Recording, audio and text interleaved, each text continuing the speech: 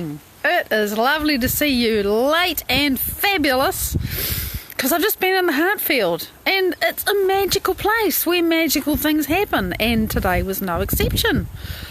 And I'm a little bit sleepy. If I yawn, I apologise. I got up rather early and the night was a bit short because of what time I went to bed and the fact that it was hot, and you know, that's exciting. That's summer, believe it or not, even though, as you can see, the sky is actually overcast today, which is quite a relief. Oh, okay. I was just about to end the transmission and try again inside. Let's see if this will behave. We had our bump. It was bigger than usual. Let me show you this gorgeous thing because it's here. Janie, good morning. I mean, really, look at this. It's so beautiful. This is a Japanese iris, better than I've seen it in about 10 years. It's just beautiful. So we got to absolutely savour it while it's here. Sing Marie, look at this amazing thing. To give you an idea of the size, there's my hand right next to it. It is big. It's a fabulous flower, and I'm so enjoying being able to share it with you. I was wondering if I could, because it's a bit windy today, but I thought, oh, stuff it, never mind. And look, we have gladiolus flowers coming out, 2 different sorts, and I love this time. It's very exciting. Linda, good morning. I know it's not the morning where you are, but anyway, good morning to you. And we still have the compassion rose with its buds. It's beautiful. And there's another cluster here, which is just glorious to see. These buds are so perfect, even when they're not. Just the shape of them. It's beautiful.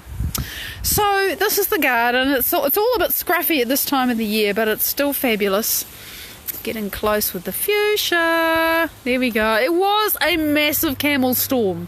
I don't normally get interruptions like that, but they happen from time to time, just to make me appreciate how good my transmission usually is. So what else have we got here? We have the very last of the snow carpet roses. Morning, Debbie. Just the last few. You can see that once upon a time the whole thing was covered. And the best thing about this corner of the garden, of course, is the dahlias, which are so bright. So it's lovely. And there's a nice contrast, the pink dahlias and the blue hydrangea across. That's on the neighbour's property. And the lemon tree. Let me show you the lemon tree. It's covered in lemons. It's not my lemon tree, but the neighbours are happy for us to have the ones that grow on this side because it's so big. So there you go. Right, turn the camera around. Third time lucky. I keep missing the button. There we go. Think about touch screens, and sometimes you just don't get them right. So what I want to talk about today follows straight on. Good morning, John. Lovely to see you. Yay! Follows straight on from yesterday. Yesterday, I was answering one of Virginia's wonderful questions about, well, how do you connect with the unified field? Hi, Susanna. Good morning. And we talked about that. We talked about the nuts and bolts of that. And this is all stuff that I've learned from Dr. Joe Dispenza. It's totally what he has worked out. Science, study of mysticism and meditation and quantum physics and neurology and neuroscience and psychoneuroimmunology and amazing stuff. So I get to enjoy the benefits of this and share them with you, and I really love to do that. So yesterday we talked about the nuts and bolts of connecting with the unified field, which is an invisible field of nothingness. It's infinite, and all possibilities exist there. Everything that you desire exists in the quantum field. It's all there. And so the second question that Virginia asked, which is a really good question, once you're in the field, once you're connected there, do you need to impress your desires, your questions, what you want to do? Hi Sarah, morning beautiful. Do you need to do it once, or is once enough? This one, the universe hears me, I know it. Or do we need to do it many times? And I never really understood this. Because nobody ever told me. I was like, well, I don't know. But I actually have an answer to that now, and I know now that the answer is we need to do it many times. And it's not because you need to be like the child that continues to ask and nag until the parent finally gives in. The universe is not like that.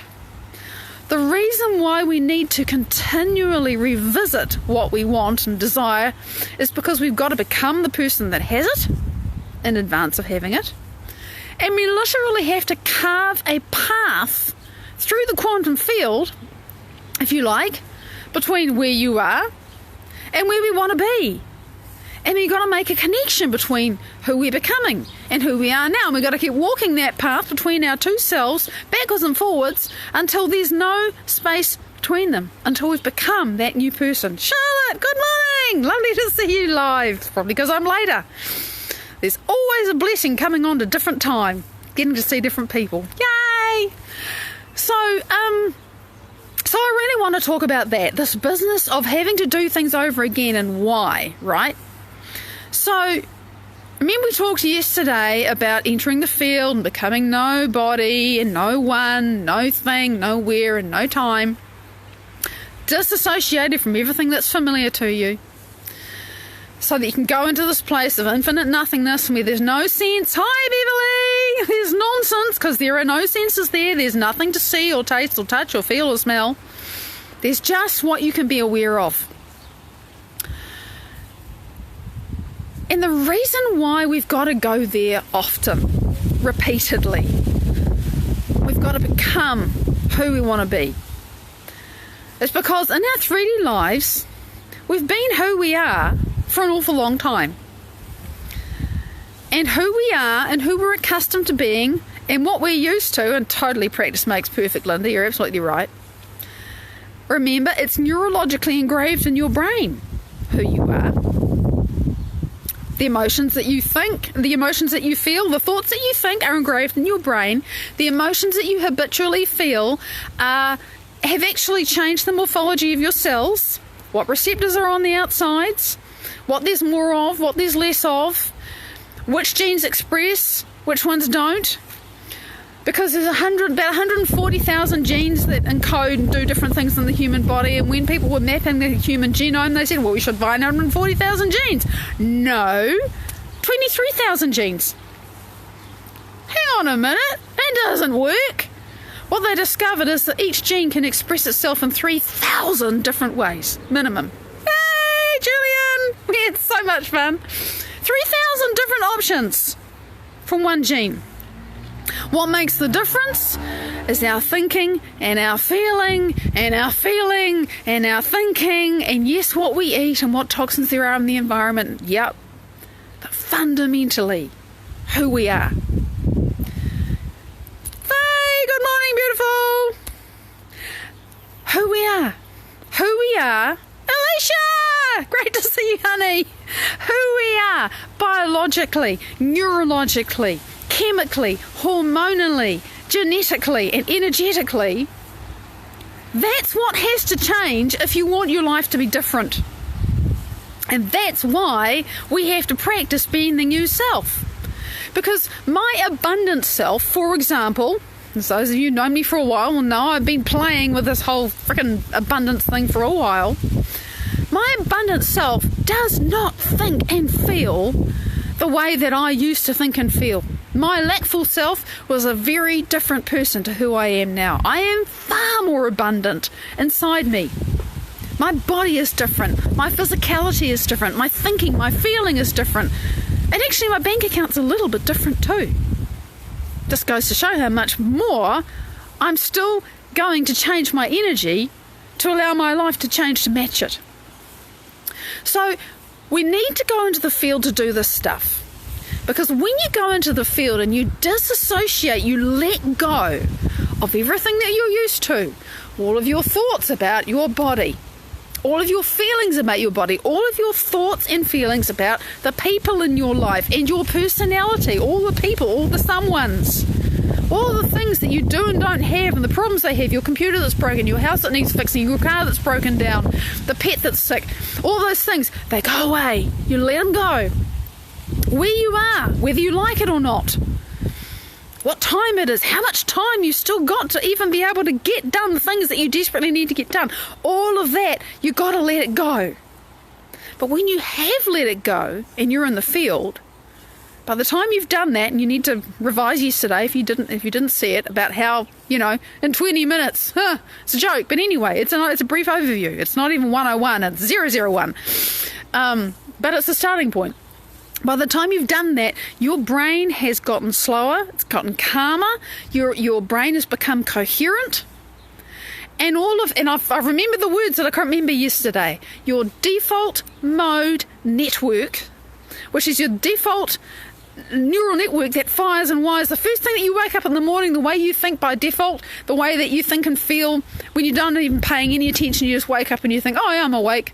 Whatever that is. And it can be pretty rugged for some of us. For me, it's tended to be quite low and flat and tired. I've been changing that recently. That default mode network gets turned off. The chatter that comes from the neocortex of the brain, which is the thinking and the analysing part of the brain, that goes away. Because you're out of beta. You're into alpha, you're into theta, you might even get into delta, the deep states in the brain, and all that's gone.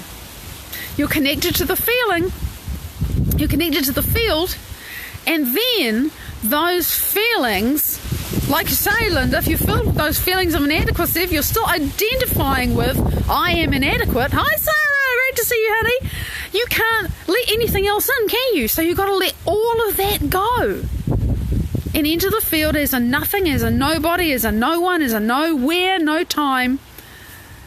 And then you can create, you can connect with, because all of your judgments and your ideas about yourself are not there, you can begin to connect with and create and imagine and explore and feel and taste and smell with your awareness how it is when you are worthy of everything you desire.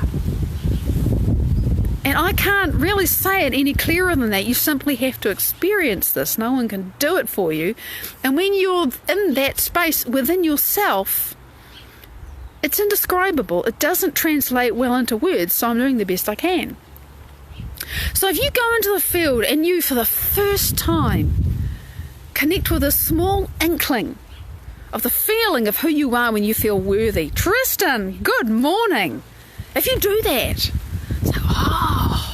so this is how it feels to feel worthy, to walk like I feel worthy, to breathe and feel good. Because worthiness is about wholeness and completeness and, not lacking anything or needing anyone to tell you that you're good. I'm worthy, I'm whole, I'm lacking nothing. If you feel that once, it's great. Your body, in that moment, gets to have an experience of what it's like to feel worthy. Awesome! You finish your meditation or your process or whatever you're doing, you come back, your life is still there, and sooner or later something will come along that probably is going to remind you of who you used to think you were when you thought you were unworthy. Because there's plenty of those triggers and reminders and people and places and times and everything in your life to do that for you, right? And sooner or later, because it happens to all of us, we lose connection with who we remember that we want to be. Remember, you're creating a memory in advance of the event. You do it in the field because all that bullshit's not there. Shelley, good morning, lovely. Now, how many years have you spent being used to being unworthy? Feeling unworthy, feeling invisible, feeling like nobody, whatever. How many years have you spent feeling critical of yourself or of others? How many years have you spent feeling afraid or angry or completely defeated or whatever it is? And you've been into the field and you've given your body a taste of a different experience once. That's why we have to do it over and over again. Welcome to 2020, Shelley. It's an amazing year already. It's delightful to have you back, all of you. It's great to be here. Even with the wind, I wasn't sure about the wind today, but I thought, I'll stuff it, I want to be outside. So that is why we have to go back. We have to keep literally carving a path. And you think, carving a path in the unified field? Well, you're leaving footprints. You go into the field and you connect with some aspect of the self that you want to be, and it leaves a resonant footprint. You've been there once. It's like the 4-minute mile. You know, oh my God, I actually connected with myself feeling worthy. I must be able to do that again. Everybody was running 4 minutes and 0.5 seconds or 4 minutes, 0.29 seconds. Then somebody got under 4 minutes and suddenly a whole bunch of people got under 4 minutes. Because once you've gotten there, even a little bit, you can find your way back. So we have to keep practicing, because if you've been conditioning yourself to the mind of lack or fear or whatever it is for 40 years, it's going to probably take you a little while to condition yourself into something else. It's not going to take 40 years, by the way. Speaking from experience, I had been experiencing and living and feeling frustration and lack for a very long time, decades, in various ways, without even realizing it. And really, I've been doing this work with Dr. Joe consistently since, the 1st of April last year. And here we are in January, and I have entirely changed my life, and it's still changing. How do you handle your impatience? Well, Susanna, your impatience is your present personality. It's who you're used to being. When you get into the field, you let it go. It stops being you. It's part of it's part of your default mode network, that this is who I am, that I'm impatient. Hi, Angela, lovely to see you. Yay! So you don't handle it. You actually recognize it. And as you're sitting and meditating, because I know you do this work, and an impatient feeling comes up, you think, and I'm going to settle it down. This is my body wanting to be in the mind of impatience for me. It's been doing it for a long time. It's really used to it. It knows how to do it. I'm going to sit with this, even though I'm desperate to go and do something and have that impatient feeling and have it drive me. I'm going to sit with it and say, no, I am the mind. You are not the mind body. You're going to sit here and we're going to just be with this thing. Sooner or later, it's going to give in. And the neocortex will quieten down and your brain will become more coherent, and then you will be able to go into the field and say, now, who am I when this thing that I really don't want to piss me off like it doesn't? So we have to, and you have to forge a new path. And that path in the quantum field, right, you're leaving footprints in the field, you're breaking your own 4-minute mile. Every time you do that, of course, the very first time you think, oh my God, I can think about that person that drives me crazy, and I'm here in the field and I just look at them and all I feel is compassion. I know what that feels like now. Because I know what that feels like, and I'm giving my body the taste of this experience, I know that I can do it again. I have to try not to struggle to force myself to get back there. I know it's going to find me again. I'm going to just fire and wire this some more. I'm going to keep practicing this. I'm going to keep exploring who I am. And when I come out of this space, I'm going to try and remember this feeling the next time that person drives me crazy. And every time we recall it, like just that one experience, that one taste of looking at that person who drives you crazy with compassion because you're in the field and you shared it all for that time. And then you're back in 3D and that person's there and you're looking at them and you feel the old response coming up. You're thinking, hang on a minute, I'm feeling this. Man, I want to just sit there and grind my teeth. But at the same time, I remember this other response, which I now know is possible for me. I'm not really feeling it, but I remember that it's there. Just the remembering that it's there changes something in your brain. And it changes what chemistry pulls into your body, and it changes the epigenetic expression of your cells in real time. This is how people heal themselves of significant serious illnesses. And I can tell you stories of people who are doing it that I know, including me. I'm not seriously ill, but I've changed things that don't change. I just realised, I talk about the fact that my thyroid function's improved and I don't have to take thyroid medication anymore. I had totally forgotten about the fact that I used to have asthma. Me? Asthma? Not now. It either feels uncomfortable because you think, I don't like that, or it feels uncomfortable because it's unfamiliar. There's 2 reasons why it can be uncomfortable. Good point, Linda. Thanks for raising that. So, this is why we have to continue to revisit the self we want to become, because you're not just changing it in your thought, your imagination, and, you have the new idea that, that's who I am and that's who I want to be and that's it. You got to change yourself. Biologically, neurologically, chemically, hormonally, genetically, and energetically. Your old self has to die. And you've got to create the new self on all of those levels. And there's nobody who does it in 5 minutes. You do have people who sit down, they do their first meditation. I'm one of them, and they get an instant result, right? And some people sit down, they do their first meditation, they have a serious illness, just go away. But they keep doing the work, and they come up against themselves, and there are things that take time to do the work to shift. You know, so yeah, I had some physical things change really quickly. Finances, still working on that. It's changed a little bit. And I've been recognising exactly how deep my lack has run, you know. Talked about that a couple of days ago. So, I know I'm out of time. This is an awesome topic. Facebook has been showing me some of your comments, but I bet there's more that I haven't seen. So I would love to know what you are curious about this. What if there's but what do you mean about this, Betty? What about this situation? Like when you say, well, how do I handle my impatience? It's great. It gives me something to respond to. I really appreciate when you ask me questions. So keep them coming, and I will see you tomorrow with bells on. Thank you so much for joining me today. Bye-bye.